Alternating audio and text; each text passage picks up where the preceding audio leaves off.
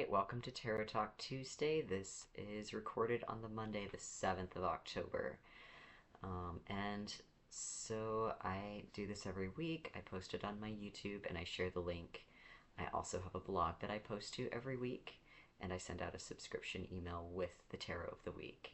So if you are part of my collective, there are several ways for you to get this reading.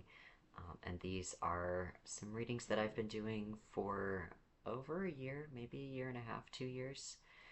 And they've kind of evolved into this beautiful, cohesive reading that has been very supportive and has touched a lot of people's lives. So, and I hope they touch more people's lives. So, really quick, my name is Elle, or Elihu John. I am a Reiki master, energy healer, massage therapist, and I love doing what I do. Um, let's see. So I'm going to go into the reading. This is the collective reading for October 6th through 12th, and the title of it is Go Within. This is a turning point for you, in which your higher self is coming through as much as you will let them. It is highly important this week that you do not engage in drama, but instead tap into your deepest well of inner peace and guard it from negativity. Fitting in with everyone else who cares about what's happening will not help anything. Commiserating is not going to solve the problem. Be sympathetic to the struggle, but you are here to remind yourself and your loved ones that we truly are able to rise and overcome all of it. The biggest help you can be is to remember who you are, do what you can do when you have your boots on the ground, and balance rest with effort. Worry does not fit anywhere in this. Once you have identified what is making you feel how you feel and connected it, take a breath and remember to ask for and look for the solution. A helpful mantra. Wow, this feels so big. My feelings are reasonable for what I am experiencing, and I know that I am part of the solution as I send love to the situation. What can I do, and what can I ask for help with?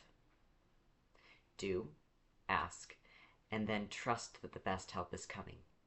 Find the evidence of that help and give thanks for it.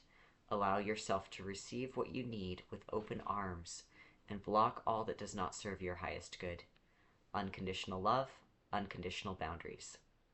You may wish to transmute worry into prayer. Prayer is a helpful tool because it focuses our energies. Mantras and affirmations are a form of prayer as well. You can also use your imagination to bring about a potential good resolution. Visualization based in hope adds light and opens doors to higher possibilities. Even if these ideas don't happen, they serve to open your mind to the potential of a better outcome. What if things go better than expected? Love is always going to bolster you up. Remember to love and believe in yourself and your power, no matter what. Your new reality is taking shape as you continue to hold your resonance. Elihu John. So the cards of this reading, they are on my blog. They're in the Wheel of Fortune configuration that I channeled specifically for this reading. And really briefly, I will go into what that is. So we have 6 cards on the outside of the wheel that are the spokes.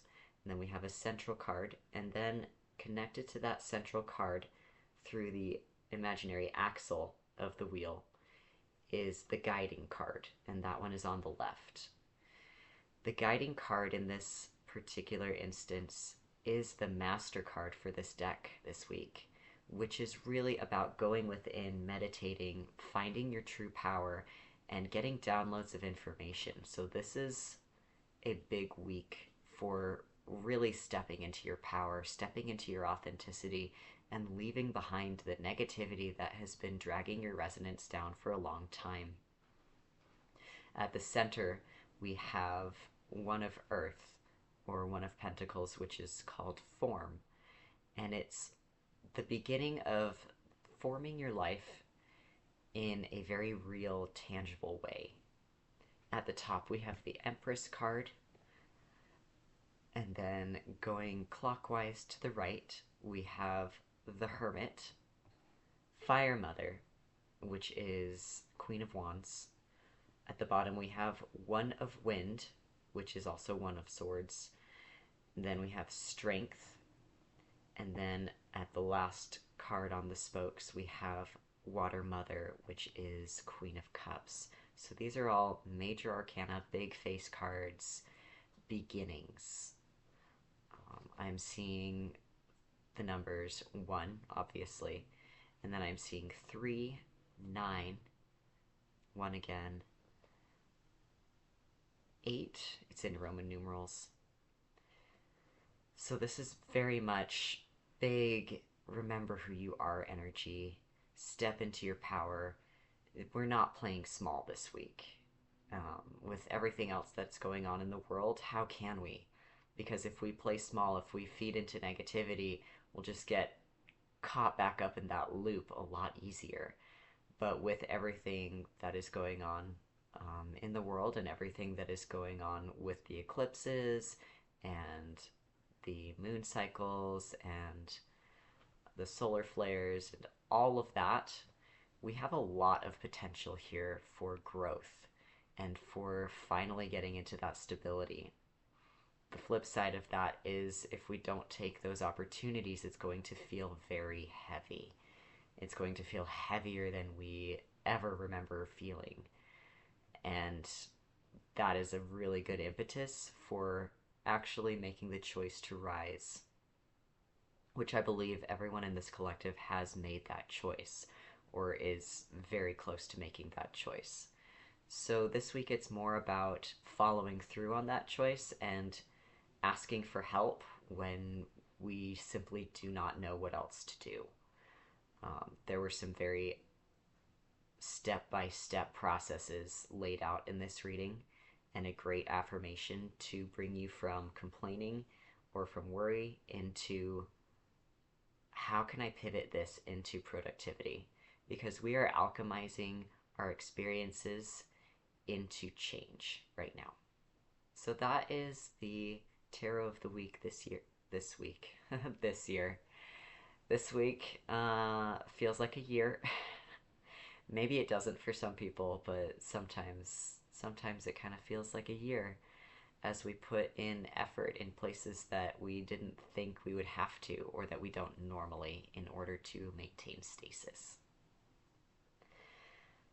Let me know in the comments if you have questions. I will also post the reading link in the description, which will have the picture of the reading as well. Now we are going to move to the card pulls section. So the card pulls are where people have requested a card to be pulled for them specifically. And I have 1, 2, 3, 4, 5, 6, 7, 8, 9, 10 people this week that have requested card pulls. So I think we're going to start with Nora.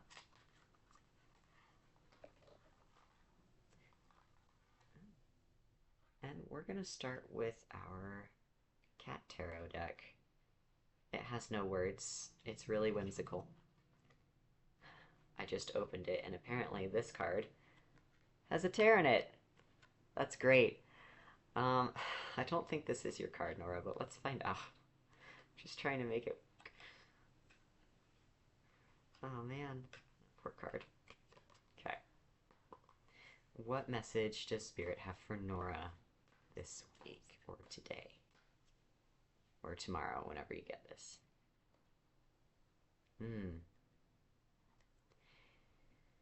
All right, 8 of Wands.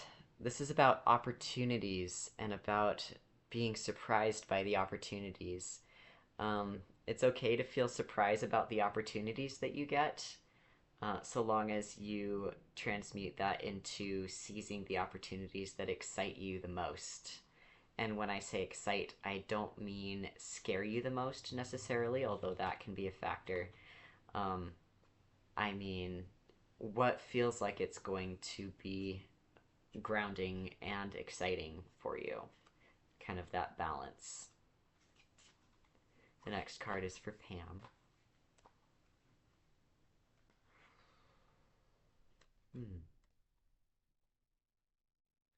Pam, you got Five of Pentacles. It's very interesting. What does Five of Pentacles mean for Pam right now? Five of Pentacles usually means lack and feeling on the outside. This was a card that was in the previous reading last week. So some of those themes are still very valid for you this week as well. Find the yes. There's a lot of love to be had, and if you can find love within yourself, you will not lack it outside of yourself, because when you hold that resonance of love and of abundance and of gratitude in you, that is going to attract your particular brand of love and gratitude and joy. So be mindful of that this week. I love these two cats. They're very cute. I also love that the trash can is in the background to say, like, everything exists in this world. Like, everything exists. It's just where do you put it in your... Oh, nice. Where do you put it in your experience? Lori. Lori, you got the Empress, which is the top card in this week's spread. This is a very well taken care of cat. This is a cat that is spoiled rotten and should be. You need to see yourself as worthy of all good things, as worthy of the love and the admiration of those who are around you. And if they do not love you, and they do not admire you, and you're feeling sad about that, perhaps, you need to start looking into how you love yourself too. This card also has empowerment written all over it right now, and being able to reconnect with your higher self and to remember that you are a star, apparently. So that's this card for you, Lori. Should we? Okay. I'm trying to see if we should switch decks, and I'm getting a no, we're good. Barbara, you are next. Okay, it shifted. It didn't want to shift because I was not ready to shift over. But now we're shifting. Okay, we're going to actually shift into our Tarot of the Spirit deck, which is the one that I use for the weekly reading. What message do we have for Barbara?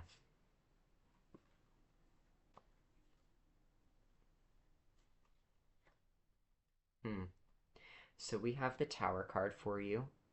This talks about rapid change. This talks about not necessarily anything like so catastrophic that you cannot survive it, because a lot of people feel like the Tower card is about, oh my goodness, like I can't deal with this energy. Be mindful of that tendency, but also understand that if you are aware of what is crumbling when it starts or before, you have a solid plan to get out of it. So if, say, it's like an evacuation is what I'm seeing. If you know what's going down or what's going to go down in a certain area of your life, you can reassess how important that thing is to you and why, and reassess what you're going to do moving forward. So it's easier to take the stairs down than it is to jump out the window of a building, right?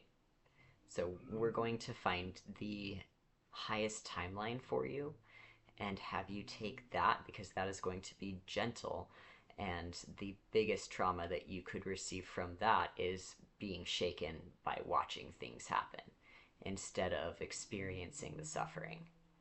So be mindful when you look at a situation of how you relate to it and whether you are acting from a space of trauma or acting from a space of awareness and gratitude for foresight, is what I'm hearing. So that's the card that you got there.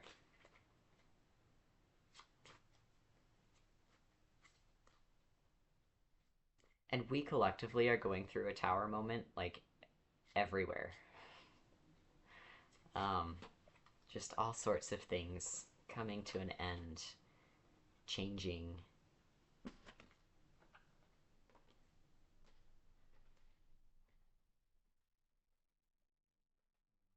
Words are feeling a little jumpy.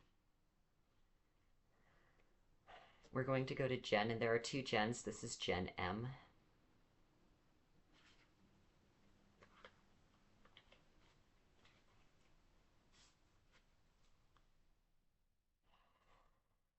What do we need for Jen M?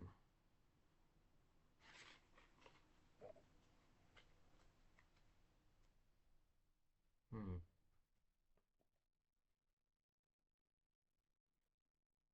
This deck is saying all sorts of things, but not really saying them in a productive manner. Rather, there's a lot going on here. So we're going to actually go to a deck that had spoken to me when I first decided which deck I was going to use, and it said, you want these ones. Not just one, like several decks today. To which I said, don't threaten me with a good time. Haha. Okay, so we are using the Keepers of the Light Oracle cards, and the card that you got, Jen, is Archangel Michael, Trusting Heaven. This is very... it's got dragon energy written all over it. That's fantastic.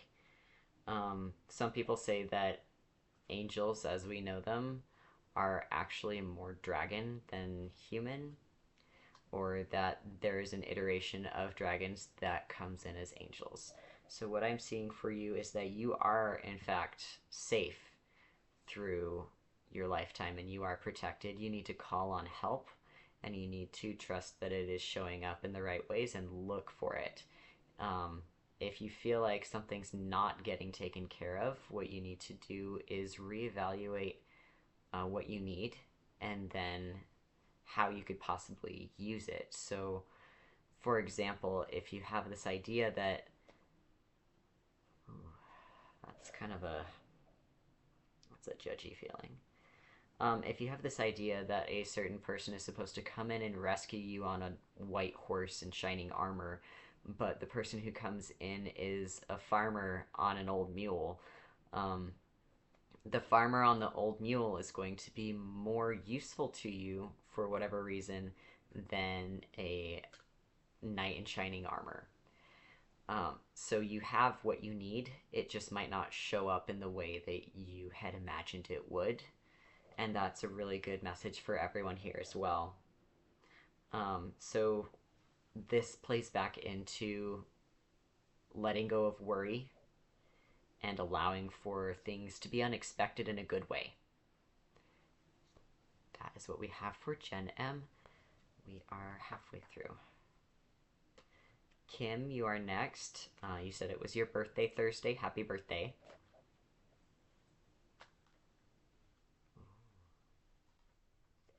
Kim, you got Jwal Cool, or Dharma Unfolding. Jwal Cool is actually a twin flame. I can't remember who he is twin flame of. Let me look that up.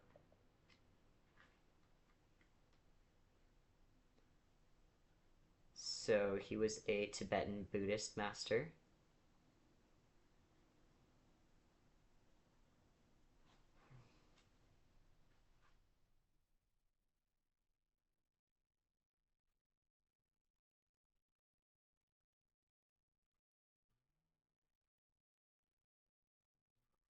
Here, so it's probably not important, but important to look into, I guess, if you're curious. Remember that you are walking the path. You are participating in life as it is, and that you are safe to do so.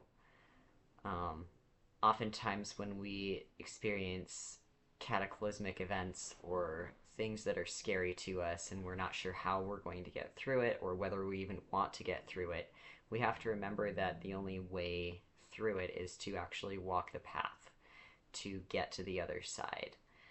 So lean heavily into your meditation, into your grounding, into your self care.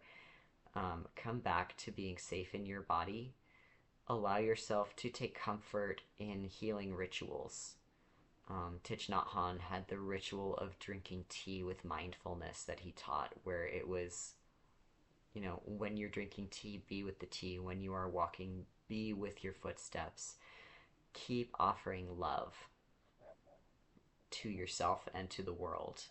And that is how you change the world. One step of love at a time, one sip of tea at a time.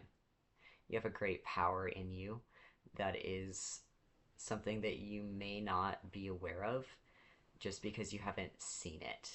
But it is there and it is very necessary for all of the people around you and for yourself as the world ascends.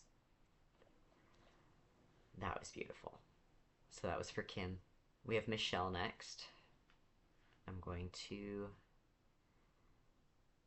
see, do we need to use a different deck? Michelle, I think we're going to use the same Keepers of the Light deck for you. I don't know if any of you are like me, where I have an entire collection of decks that I've collected over the years and I want more. Michelle, you got Mercury, open communication. It's very important to understand that healing communication is one of your tools that you get to use. Words are power, words are medicine. If there is a problem and you can find a nonviolent communication style to get through it, that is your gift. If you need help, call upon Mercury.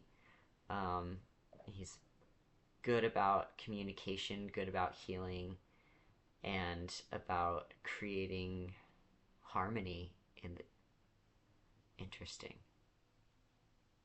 So this is also very much understanding that the world that we live in isn't quite rainbows, sparkle, unicorns all the time. In fact, a lot of the time it isn't. And especially in these moments where we have a breakdown of communication or we have things happening that we don't like, it's important to remember that just because it's heavy does not necessarily mean that it's bad. If there is darkness, it is in order to illuminate the light. If there is a question, it is in order to gain an answer. So you cannot get the answer until you've asked the question. I think that's a beautiful message.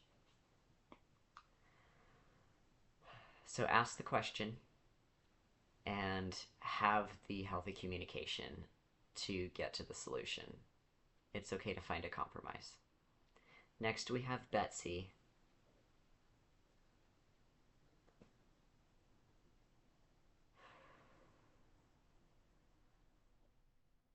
Betsy, you got Commander Ashtar. Call to action. You are called to make a choice and to do what you said you would do. Walk your talk. This is a time for remembering who you are and remembering why you're here and taking action in order to bring it to pass. This action does not have to be something that you have imagined as like these big shows of love, these big shows of virtue and valor. That's not what this is about. When we are in human bodies, most of our actions are going to be mundane. I like to think of it as the mundane magic, where it's not necessarily these big shows that have these big miracle things that come right away. It's, have I paid my bills? Yes. Did I go grocery shopping? Yes. Did I put on deodorant today? Yes. Deodorant is a very great mundane magic. But I speak as a parent of a teenager, so that is neither here nor there. But these kinds of mundane magics are what make our world sparkle. They are what make us human. And it is no loss to take simple steps all of your life and to see that all of it actually adds up over time and into this beautiful thing that we never saw coming. So don't worry about having some big effect. Understand that you have a big effect simply by taking consistent small actions that most people do not have the patience for. But we all should have more patience for it, absolutely. Next is Gen W.